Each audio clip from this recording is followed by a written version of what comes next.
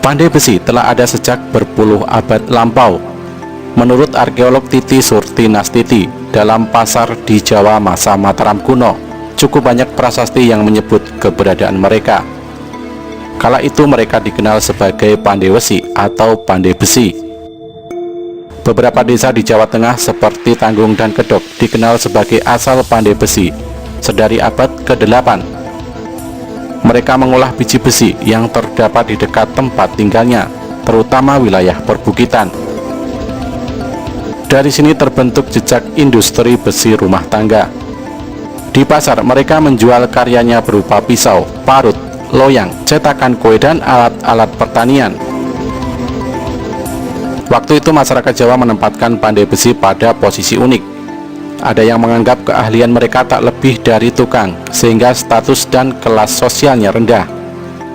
Dalam beberapa naskah kesusastraan seperti Slokantara pada abad ke-14 dan Agama Adigama, kelompok pandai besi dimasukkan ke dalam kelompok Candala, yaitu kelompok masyarakat yang kedudukannya paling rendah.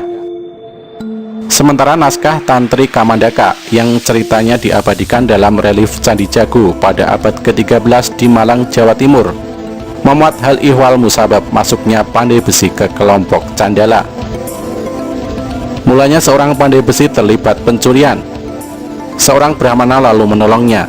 Namun pandai besi itu bukannya berterima kasih, malah menimpahkan tuduhan pencurian ke Brahmana. Raja marah dan menghukum Brahmana ke penjara. Tak selang beberapa lama, barulah raja tahu kisah yang sebenarnya. Brahmana dibebaskan dan pandai besi dijatuhi hukuman mati. Di sisi lain, pandai besi memiliki kedudukan penting dalam masyarakat. Keterangan itu antara lain terdapat dalam salah satu prasasti masa Sendok pada abad ke-9, termasuk pula di dalamnya sebutan bagi mereka, yakni empu. Gelar ini tak mungkin disematkan jika mereka hanya menjadi kelompok rendahan.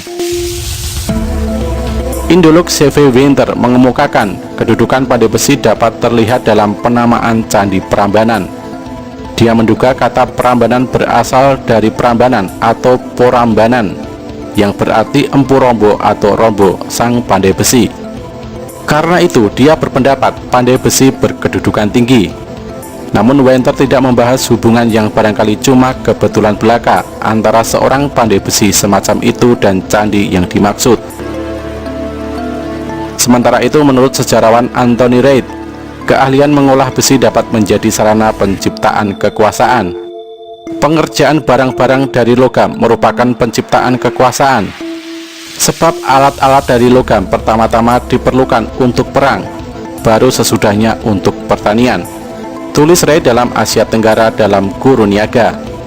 Reid mencontohkan cerita Cingwanara yang menyertakan pandai besi dengan kekuatan magisnya sebagai tokoh penting dalam perebutan tahta kerajaan Galuh pada abad ke-7 hingga ke-8. Logam khasnya besi kerap kali dipandang sebagai simbol keteguhan dan kekuatan. Untuk mengolah besi, seseorang tak cukup hanya mempunyai keahlian kasar, tapi juga kehalusan batin agar besi tertempa sempurna. Tak heran sebagian masyarakat kala itu menilai pandai besi menyimpan aura suci. Pada zaman masa Majapahit, mereka dikumpulkan di ibu kota untuk menjamin kekuatan perang bala tentara Majapahit. Mereka dilindungi raja dan dijamin kesejahteraannya. Ketika Majapahit perlahan runtuh, sebagian pandai besi memilih bertahan dan menurunkan keahliannya. Kelak Kesultanan Demak dan Mataram menggunakan jasa mereka untuk memperkuat persenjataannya. Tak sedikit pula pandai besi yang menyebar ke wilayah pedesaan. Dua yang terkenal adalah kakak adik, yakni Empu Supo dan Empu Suro. Bersama pelarian lainnya, mereka menuju ke selatan, lalu berhenti di sebuah hutan tak berpenghuni yang dirasa aman.